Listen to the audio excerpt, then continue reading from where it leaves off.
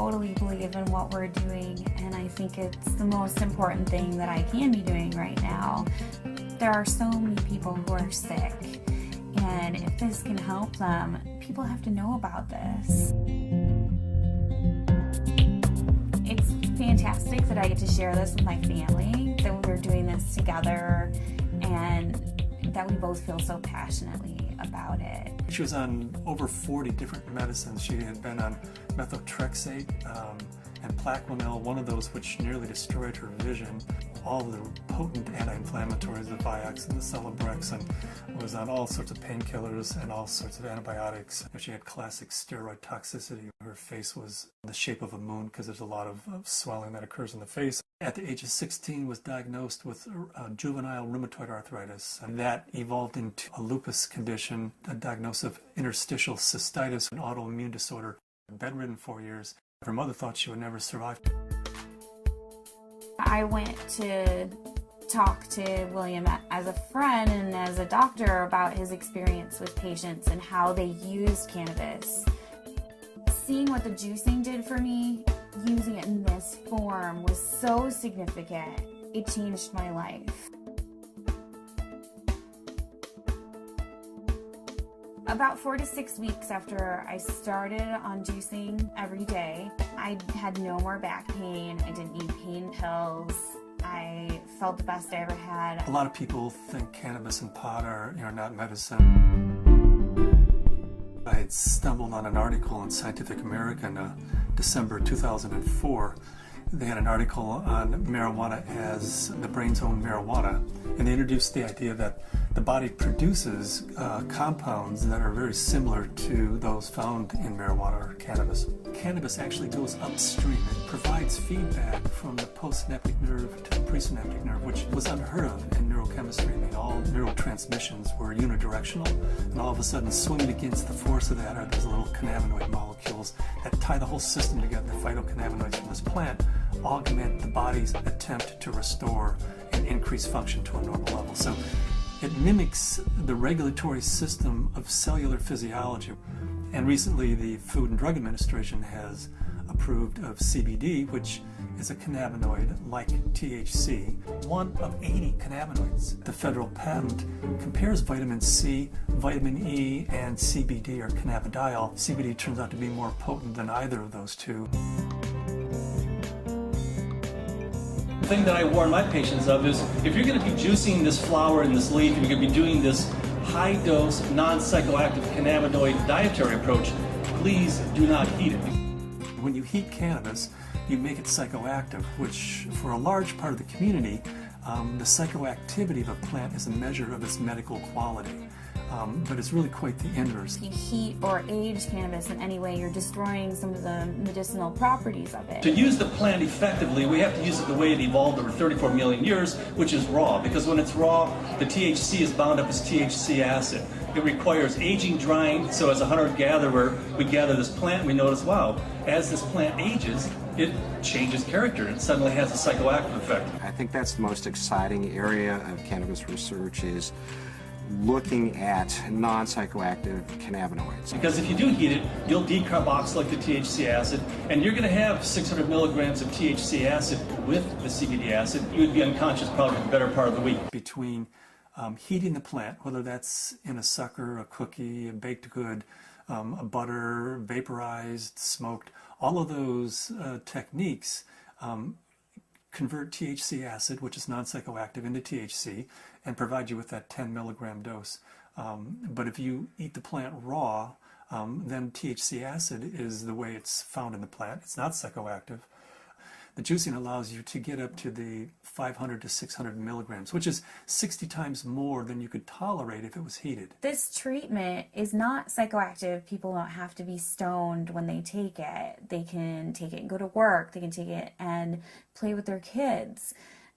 It's hard for me to understand laws against something like green leaf therapy and to think that prednisone is legal. We're still fighting the stigma of marijuana back from the 20s, 30s, 40s, 50s.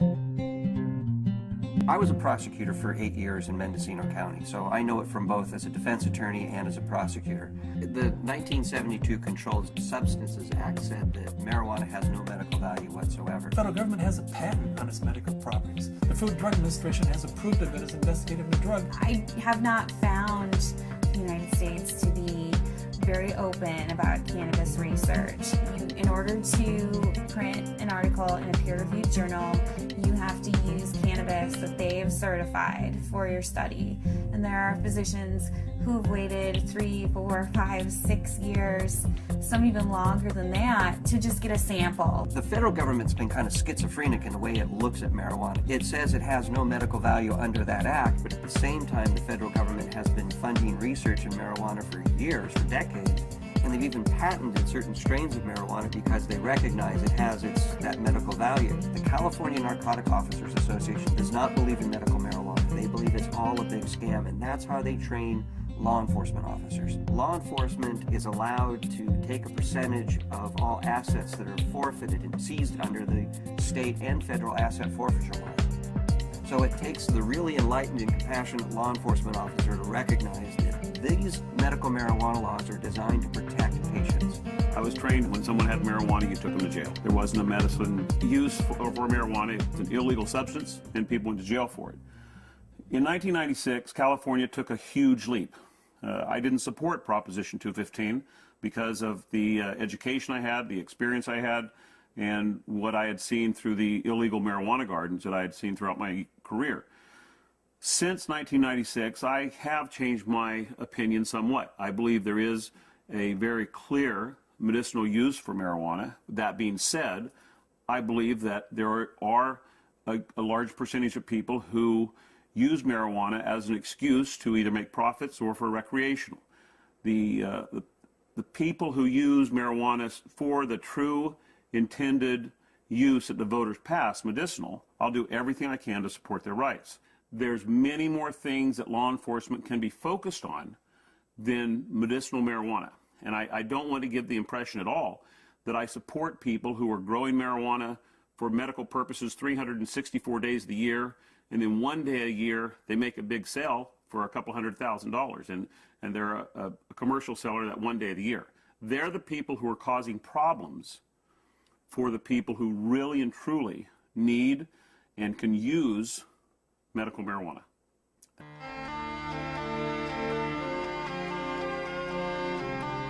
Terrifying, to be told as a parent that your child does have a tumor in her brain. It took 24 hours in the operating room. They gave us a 10% chance of survival with treatment. The Oakland Children's Hospital, where they called me and they said they had a baby who they were discharging home. This baby had completed all treatment that would be useful for it, had brain tumor, had surgery, had radiation and chemo, and the tumors were still growing and still multiplying. And therefore they said to the parents, just take this baby home and make it comfortable, because there's nothing more that we know that will help its condition. Started to accept to the point where the illness had taken her and us, and try and find some acceptance. A month went by and I got in contact with the family, and they said, well, we just came back from Children's Hospital. They did a CAT scan. The tumors have shrunk and there are fewer of them. And they said, I'll tell you what we've been doing. We've been juicing the fan leaves of the marijuana plant and giving our baby a shot glass of this juice every day. This is like this wonderful hospice story. She is no longer on hospice. I brought the oxygen concentrator back. It's just one of those wonderful success stories. The plant is a pretty amazing plant because it appears that the juice of this plant is saving this baby's life. Here we have something that can really change people's lives. I mean, I was laying in bed, catheterized, thinking that physicians were just trying to make me comfortable. They really didn't think that there was anything more that they could do, and that I may not live to be 30, which I am now. That was the best I could hope for.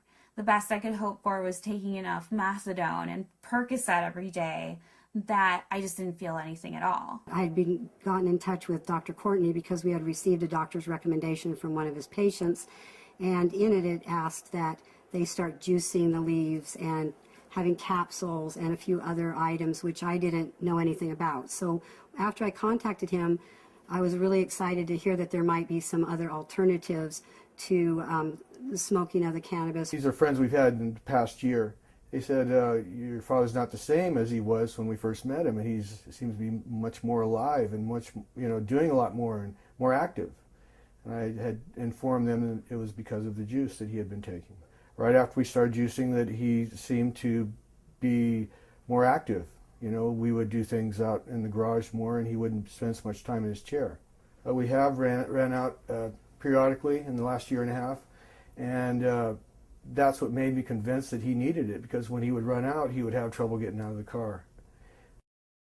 I had 4 doctors tell me that I should have a hysterectomy. You either have no ovaries, or at the very least you're sterile. That my endometriosis was so bad I would never be able to have a child. Despite very potent birth control, despite being sterile, Zahaya decided she was going to come join the party.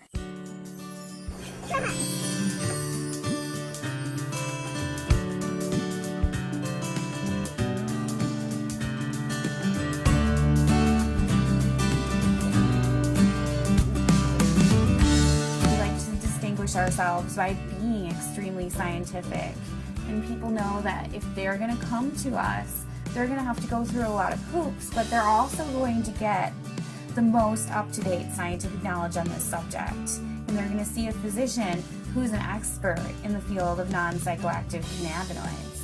And there are plenty of people that want that and are looking for that. We opened our 5th office in Luxembourg. Their government is really sympathetic and open. There's an international group studying autism and CBD in Luxembourg. There's a physician there who's writing cannabis scripts, who's also a senator. And we've been working with him, Senator Columbera.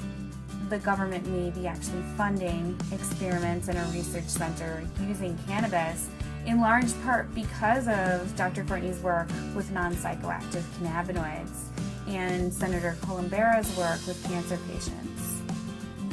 There are now facilities for testing plants, and there's been more progress made in the last 5 to 6 months. A new strain in from Spain called Cannatonic, 6.9% CBD. That's a 700% increase over Northern Lights, which is our previous high producer. I would like to find strains that have all of the cannabinoids present in an amount that's useful.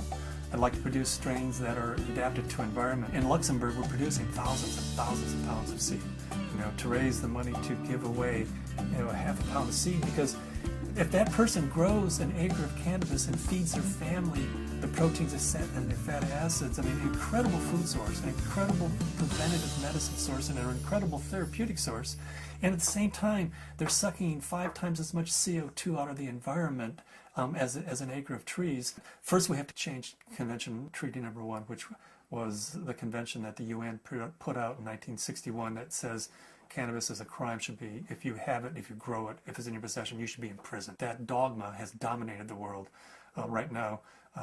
They're asking for input from the World Health Organization. I'm in the process of writing a letter stating that this is a dietary essential. It's not a criminal thing, because we have to change that treaty before we can go into Central and South America and say, you grow yourself an acre of this plant, feed your family, prevent illnesses. So Cannabis International kind of legalizing the plant globally, giving it back to people as a food source, prevent illness is so much better than waiting until you have diseases. With my own experience and all the patients that I've spoken to, I believe that it's not an isolated incident, that this is the best medication